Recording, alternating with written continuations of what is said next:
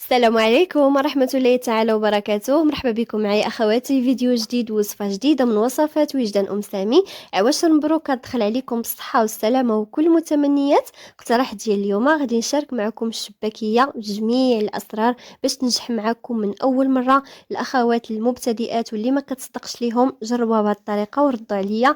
كتجي كاملة مجعبة، كتجي كاملة شاربة العسل، هشيشة ومعلكة، كتبقى مدة طويلة ما كتوقع لها حتى شي حاجه. بطريقه ديال التشباك اللي رائعه، تخدموها لطلبياتكم لعائلتكم غادي يحماقوا عليها. ان شاء الله تتبعوا معايا الفيديو باش تعرفوا على جميع الاسرار وفرجه ممتعه.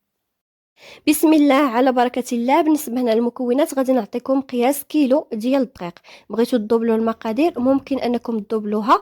عندي هنايا اول حاجه كاس ديال الماء دافي ودفيتو واحد شويه، ذوبت فيه هكايا شويه ديال الزعفران، اما كتضيفوا زعفران شعره اولا كتضيفوا ديك الضامه ديال الزعفران، اولا كديروا شويه ديال الملون فقط باش كيعطينا داك اللون. عندي هنايا كاس ديال الزبده نوازيت، خديت يعني زبده، يعني انا درت غير الزبده ديال التوريق، اولا تاخذوا الزبده ديال العبار كيكون احسن، كتكون مذاقها زوين. خديتها ودرتها فوق نار مهيله في واحد الكاسرول حتى كتذوب لينا مزيان. كتبقى دير واحد الفقاعات هكايا وكتخليوها على خطر على نار مهيله حتى كتحمر بهذا اللون هذا باش كتعطيكم مذاق زوين. عندي هنا كاس ديال الزيت المائده، تقدروا تخلطوا ما بين زيت الزيتون وزيت المائده الا بغيتوا، لكن زيت الزيتون من الاحسن البنات ما تضيفوهاش، لانه كتبقى تحرق هكايا في الزيت ملي كتكون تقله، كتعطي واحد المذاق اللي ماشي زوين. ديروا فقط غير زيت المائده يكون احسن. عندي هنايا 4 ديال المعالق كبارين ديال الخل، اما الخل الابيض او الخل الاصفر العادي. عندي هنا ملعقه من القرفه اللي مطحونه ومغربله في الغربال الرقيق. عندي هنايا معلقه كبيره ديال حبه حلاوه حتى هي مطحون مصهده واحد شويه، يعني منقيه ومصهده واحد شويه ومغربله في الغربال الرقيق. عندي هنايا معلقه ديال النافع حتى هو اللي منقي ومصهد واحد شويه في المقله، وكطحنوه وتغربلوه. عندي هنا اصفر بيضه. عندي هنايا واحد الخمسة ديال الحبات ديال المسكه الحره، خديت يعني هاد الخمسة ديال الحبات غير صغارين، دقيتهم مع واحد شويه ديال الدقيق اولا السكر كلاصي اللي كان عندكم، كتدقوهم يعني مزيان. وعندي هنايا 2 كؤوس ديال الزنجلان. بالنسبه للزنجلان البنات تقدروا ديروا كاوكاو، تقدروا ديروا اللوز، تقدروا ديروا الزنجلان. من الاحسن البنات ما ديروش اللوز بزاف لانه كيقصح شويه الشباكيه، كتجي شويه قاصحه. الا بغيتو ديروا تقدروا ديروا نص كاس ديال اللوز هكايا اللي مطحون مزيان ما يكونش محمر، وكاس ونص ديال الزنجلان، يعني كديروا فقط نص كاس ديال اللوز. انا خديت هنا 2 كؤوس ديال الزنجلان، عبرتهم قبل ما نطحنهم، نقيتهم مزيان وكتصهدوهم واحد شويه في المقله، غير شويه ما يكونوش محمرين نهائيا باش كيسهلوا عليكم هكا في الطحين. وطحنوهم مزيان مزيان مزيان حتى كيرجعوا عجينه صافي. وغادي نحتاجو هنايا كيلو ديال الدقيق مع كيس ونصف من الخميره ديال الحلوه، نصف ملعقه صغيره د الملحه والقليل من ماء الزهر. غادي نبدا معكم بالنسبه للطريقه. غادي نطحنوا كلشي. بالنسبه لهاد الشباكيه راني فايت لي شاركتها معكم يعني السنه الماضيه. كتجي سهله بزاف، يعني كطحنوها مره واحده وكتعجنوها ما كتعذبكمش نهائيا. خديت هنا في الخلاط الكهربائي غادي ندير كاس ديال الماء دافي، مازال غادي نضيفوا الماء في العجينه، غير هنا في الاول كنديروا داك الكاس ديال الماء دافي مع داك الزعفران اللي ذوبنا، كنضيف عليهم كاس ديال الزبده، كاس ديال الزيت. غادي نضيف ديك نصف ملعقه صغيره د الملحه، يعني نص معلقه، ما ديروش قبيصه ديال الملحه، نص معلقه باش كتجيكم مذاق زوين. غادي نضيف معلقه ديال القرفه، معلقه ديال حبه حلاوه، معلقه د النافع، اصفر بيضه. وغادي نضيف دوك 2 كؤوس مع ديك المسكه الحره، 2 كؤوس ديال الزنجلان يكون مطحون مزيان باش ما تقطعش لكم العجينه. كنضيف دوك 4 المعالق كبار ديال الخل. وغادي نضيف هنايا واحد نص معلقه صغيره ديال روح الزهر، يعني انا عندي الروح ديال الزهر. بغيتو ديروها في الماء، بغيتو ديروها غير هكا، يعني غير واحد شويه اللي كتكون. الا كان عندكم يعني ماء الزهر كديروا كاس ديال العنبه، هو باش غادي تجمعوا العجين. صافي غادي نطحن هاد المكونات كاملين كيف كتشوفوا ما عدا الخميره والدقيق، هما اللي كنخليوهم اخر حاجه. كنطحنوا كل شيء مزيان حتى كيطحنوا بهذا الشكل هذا كيف كتشوفوا بهذا القوام. صافي هنا درت داك الدقيق، يعني كيلو ديال الدقيق درتو هكايا في القصريه. غادي نخوي عليه داك الخلطه اللي طحنا، يعني دوك المكونات كاملين كينسجموا مع بعضياتهم، كيعطيو واحد المذاق رائع. وهنايا غادي نضيف كيس ونصف من الخميره ديال الحلوه، يعني في المجموع 12 غرام ديال الخميره ديال الحلوه. يعني ما ديروش كاملين على دوك 2 اكياس، لانه غادي تجي يعني بزاف كثيره بالنسبه للكيلو ديال الدقيق. درت غير كيس ونصف من الخميره صافي، وغادي نبدا نرمل هاد المكونات كاملين اللي طحنا مع هذاك الدقيق. يعني كنرملوهم بهذه الطريقه، وكنحك هكايا ما بين يديا باش كيدخل داك الدقيق مع المكونات كاملين، كتوزع هكايا في الدقيق. هاد المرحله البنات كتسهل عليكم انكم ما تدلكوش شباكيه بزاف، وكتجيكم الخدمه ديالها سهله. كنديرها بحال الشكل ديال الكسكسو، اولا ملي كنكونوا هكايا نفورو كسكسو كنديروا له بحال هاد الطريقه هذه صافي. وغادي نبدا نجمع العجين بكاس واحد اخر، يعني ديال الماء، من غير داك الكاس اللي ضفنا في الاول، يعني يكون الماء دافي واحد شويه صافي. وغادي نبدا غير شيشات، ما غاديش تحتاجوا انكم تخويو الماء، غير شيشات وانتم كتجمعوا العجين. وخصها تكون قاصحه، يعني تطلعوا العجينه من الاول قاصحه باش تجيكم الشباكيه زوينه. صافي غادي نبقى هكايا كنرش هكا شويه ديال الماء وانا كنجمع، كنرش وانا كنجمع. والعجينه كما قلت لكم ها نتوما كيف كتشوفوا هنايا، خليت لكم الفيديو عادي، راها قاصحه، ما كتقدروش انكم تدلكوها باش كتجيكم الخدمه ديالها سهله. هانتوما الكاس الثاني بقى لي فيه النصف، يعني كاس ونص ديال الماء صافي. غادي نبدا هكايا ندخل داك المكونات مع بعضياتهم صافي. هذا هو القوام اللي خصكم تحصلوا عليها، ما تجريوهاش البنات، راكم غادي توحلوا فيها، لهذا ما غاديش تجيكم زوينه، خصها تكون قاصحه صافي. هنايا دخل دوك المكونات غير واحد الليكه خفيفه بحال هكا، وغادي نغطيها، يعني نخليها ترتاح واحد نص ساعه حتى ساعه. كان عندكم الوقت تقدروا تبيتوها الليل كامل لانه ما فيهاش الخميره ديال الخبز صافي. غادي نغطيها بواحد السلوفان اولا ديروها في بلاستيك، وغادي نغطي عليها ونخليها واحد نص ساعه تقريبا. انا ما خليتهاش بزاف الصراحه، غير واحد 15 دقيقه صافي. وغادي ندوزو من بعد باش غادي نكملوا الطريقه ديال التشباك صافي. هنايا اخواتي من بعد ما خليت العجينه ارتاحت واحد شويه، انا ما خليتهاش بزاف الصراحه، واحد 20 15 دقيقه تقريبا ديال الوقت. الا خليتو اكثر من هكا راه كتجيكم سهله اكثر صافي. هنايا غادي ندوز باش غادي نقسم العجين، هانتوما كيف كتجي تشوفوا كيفاش كتجي من الداخل. نقسمها كويرات اللي يكونوا صغار على القياس اللي تقدروا تخدموا بها، نقسمها كامله. ومن بعد غادي ناخذ يعني كل كويره هكايا قسمناها غادي نطويوها على شكل مسمنه.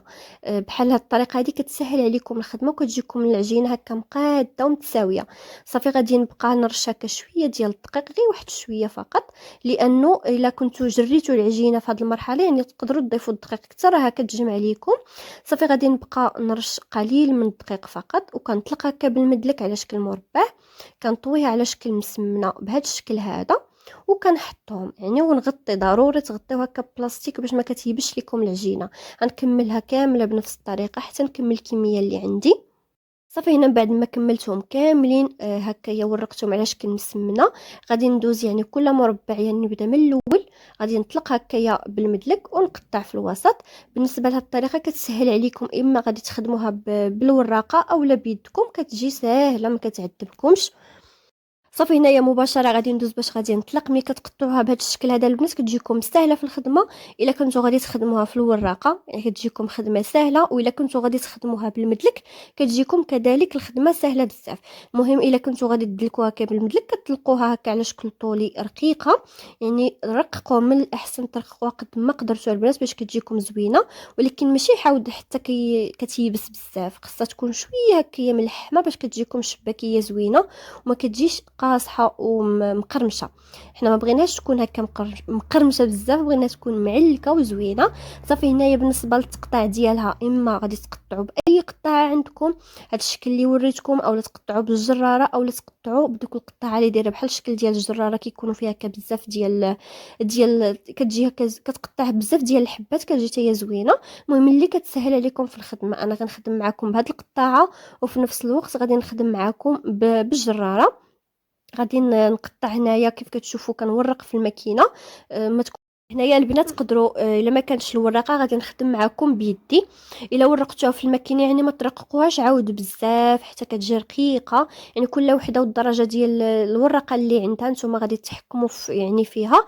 بالنسبه للمدلك اللي ما عندهاش الوراقه غادي ناخذ هنايا غادي غنخدمها معكم غير بالمدلك عادي. كنطلق العجينه رقيقه قد ما قدرتوا باش كتجيكم زوينه. عاود ما ترققوهاش بزاف باش ما تيبش معكم شبكيه وتجيكم مقرمشه. صافي هنايا غادي ندوز نخدم معكم هنايا بالجراره اولا بالقطاعه اللي كان عندكم. بالنسبه للطريقه ديال الجراره كندير 6 ديال الاشرطه. يعني كندير 5 كنقطع والسته كنقطع فيها. يعني كندير 5 الاشرطه والسته كنقطع وكنبقى غادا بهذا الشكل. بالنسبه للطريقه ديال ديال التشباك راني دائما سنين وانا كنشاركها معكم ما نقدرش نبدلها البنات. كتجيني سهله وعمليه وكتجي زوينه فيها شباكيه. هانتوما الطريقه سهله بزاف. غادي نعاود معكم باش تشوفوا كيفاش كندير. كناخذ 2 ديال الاشرطه. غنعاود معكم يعني وحيده باش تشوفوا كيفاش غادي ندير 2 على 2 بهذه الطريقه. والجوج الاخرين كنديرهم على الجوج اللي في الوسط. وكنقرص دوك الجنيبات اللي كيكونوا خارجين. كنحل الشباكيه هكذا وكنقطع دوك الودينات اللي كيكونوا مع الجناب باش ما تجيكمش الشباكيه غليظه. صافي وكنحطها ساهله. وحتى الا درتو ديال 5 هانتوما كندير 2 على 2 وهداك الوحيد اللي كيبقى تا هو كنديرو موراهم. وكنسد دوك الجنيبات وكنحل وكنقرص دوك الجنيبات. الا كانت العجينه شايطه كنقطعها بهذا الشكل هذا. صافي هنا من بعد ما كملت الشباك ديالها انا هنايا راني شبكتها في الليل وحتى الصباح عاد دزت باش غادي نقليها. كتخليوها حتى كتنشف مزيان ما تخافوش منها لانه ما فيهاش الخميره ديال الخبز. يعني تقدروا تخليوها ليله اولا نهار كامل ما كيوقع لها والو. يعني خليوها تنشف البنات باش ما كيتغيرش الشكل ديالها. وملي كتقليوها كتبقى شاده الشكل ديالها والفورمه ديالها. هنا غادي ندوز باش نقلي معكم. هنا راه قليت 2 ديال القليات عاد دزت باش نصور معكم باش نعطيكم جميع الاسرار ديال القلي. بالنسبه اخواتي للدور ديال العسل حتى هو مهم بزاف هكا ديال الشباكيه باش كيجيكم لاصق في الشباكيه وكتجيه شاربه. خصو يكون ثقيل بهذا الشكل هذا. يعني ملي كديروه في الشباكيه فيه خصو يكون ثقيل ما تدفيوه ما تسخنوه. كتخليوه بهذا القوام. وهذا العسل يعني مصايبه بيدي راني غادي نحط لكم الرابط ديالو في صندوق الوصف. العسل المعتمد عندي ما نقدرش يعني نبدلو. كيجي لاصق في جميع المعسلات وكيجي قابط يبقى لكم حتى لسنه او اكثر. ما كيتحجر ما كيبس نهائيا. كيجي مذاقو رائع بزاف. وندوزو على بركه الله باش نقليو الشباكيه. هنا راني كنت قليت واحد 2 ديال القليات عاد فكرت انني نصور معكم. هنايا اخواتي بالنسبه للزيت خصها تكون سخونه. سخونه. ولكن ملي كديروها كالشباكيه كتنقصوا النار المهيله وتخليوها. هنا بالنسبه للكميه ديال الزيت البنات من الاحسن الا كنتو دايرين هكا كميه قليله الشباكيه بحال هذا القياس اللي درت انا كيلو ديال الدقيق. ما تكثروش حاولوا ما تكثروش انكم ديروا الزيت بزاف هكا في شي حاجه اللي كبيره. الا درتو الزيت بزاف انا غادي تصدقوا ضايعين في ديك الزيت غادي يطلق فيها المذاق وما غاديش تبقى صالحه.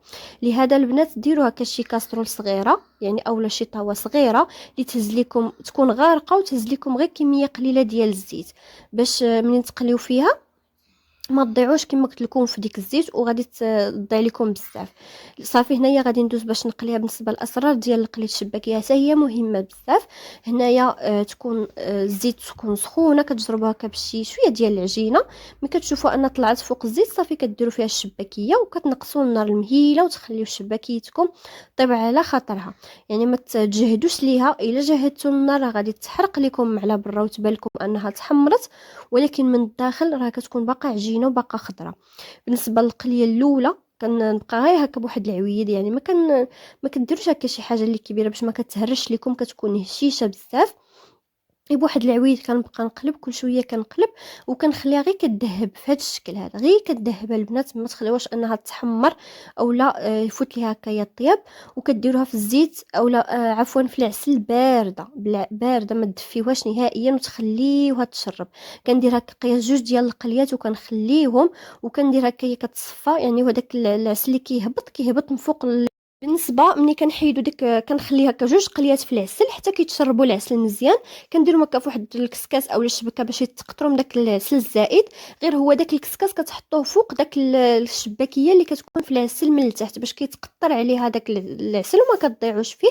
صافي من بعد ما كتقطر مزيان كتديروها هكا في بواطات اولا تقدموها. كيكون هذا هو الشكل ديالها. كنزينها بشويه ديال الزنجلان شويه ديال اللوز افيلي. تقدروا تزينوها باللوز كونكاسي اللي بغيتو كتجي رائعه رائعه وزوينه، الشكل ديالها رائع، ما نشكرهاش لكم، من يعني ما نقولش لكم.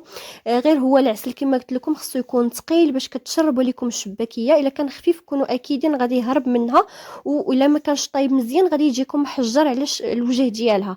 هذا هو الشكل ديالها اخواتي. دابا غادي ندوز باش غادي نقسم معكم وحيده. وهنايا اكيد غادي نقسم معكم وحيده باش تشوفوها كيفاش كتجي من الداخل، كتجي كامله مجعبه كامله هكايا معلكه وشاربه العسل بواحد المذاق ما نقولش لكم، هشيشه وكتذوب في الفم. بالنسبه لطريقه الاحتفاظ ديالها تقدروا تحتفظوا بها هكايا الا بغيتوها يعني حتى لشهر شهرين. كديروها في واحد البواطات محكمه الاغلاق، كتفرقوا ما بين كل طبقه وطبقه بواحد البلاستيك غذائي، وكتسدوا عليها مزيان وديروها في المجمد. كتبقى لكم حتى لشهرين 3 شهور ما كتوقع عليها حتى شي حاجه. اما اللي كنتو غادي تستهلكوها يعني داك الشهر هذاك، كديروا غير في شي هكايا بواطات وكتحتفظوا بها الوقت اللي بغيتوها. كتجبدوها راه كتجي رائعه كيف ما عاد طيبتوها، كتجي بنينه وما تشبعوش منها. هنا اخواتي هذا هو الشكل ديالها النهائي. نتمنى تنال اعجابكم، تجربوها وتردوا عليا. كنكونوا وصلنا لنهايه الفيديو. نتمنى الفيديو ديالي ينال اعجابكم، نكون خفيفه ظريفه على قلوبكم. خليت لكم الراحه والى فيديو جديد مع وصفه جديده، وبسلام عليكم.